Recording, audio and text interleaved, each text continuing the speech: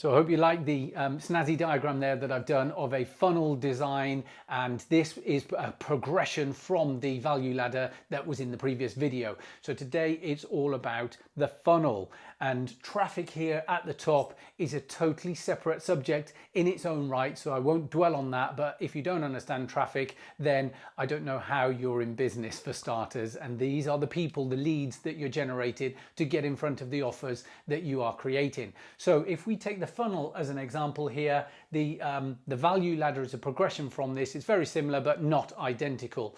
We talked about the bait in the previous video, where you've got something that's of low ticket value or a free item. It could be a report, it could be a consultation or something that you give that audience for free, and that's how you entice that traffic into the place that you want to drive them to.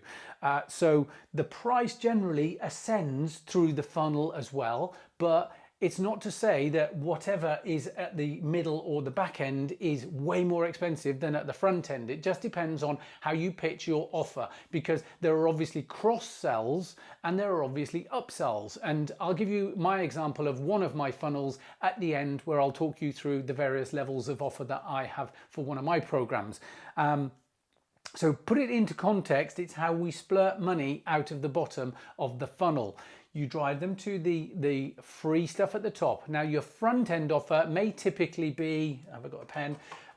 Let's say it's the £7, £7, €7 to 57, maybe 47, let's go with that, 47 lower ticket items. So then the middle side of the middle part of the funnel could be anything from like $97 up to, I don't know,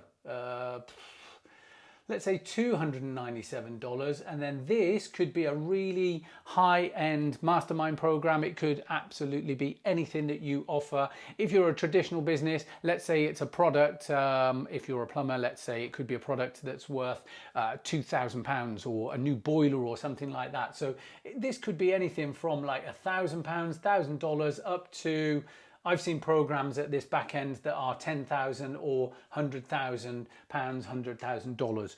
So that's the value ladder. But at each of these, there could be other offers as well. Like I mentioned before, cross sells, upsells, downsells. So that's part of how you get the traffic through your funnel.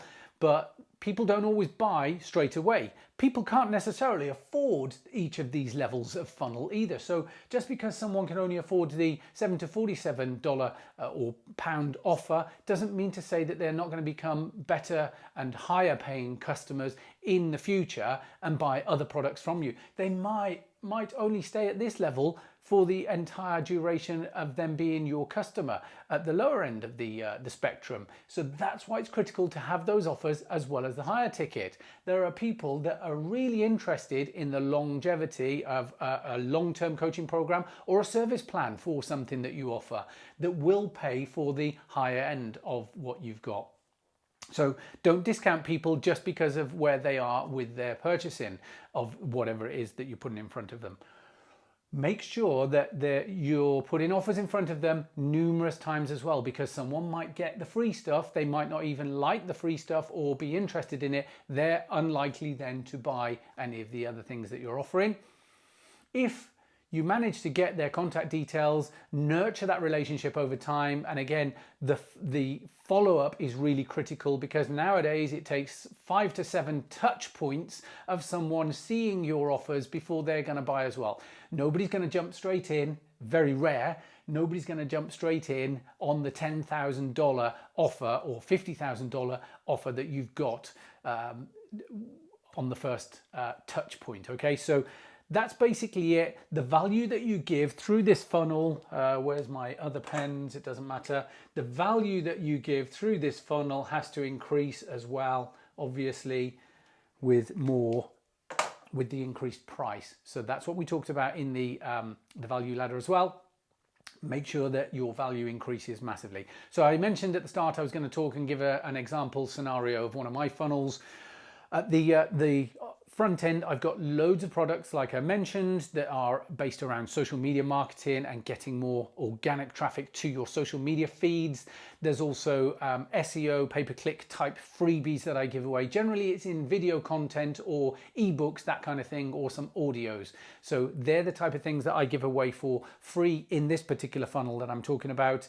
Then the next level is a $47, I think, and it's called Facebook Hacks series of ebooks and videos.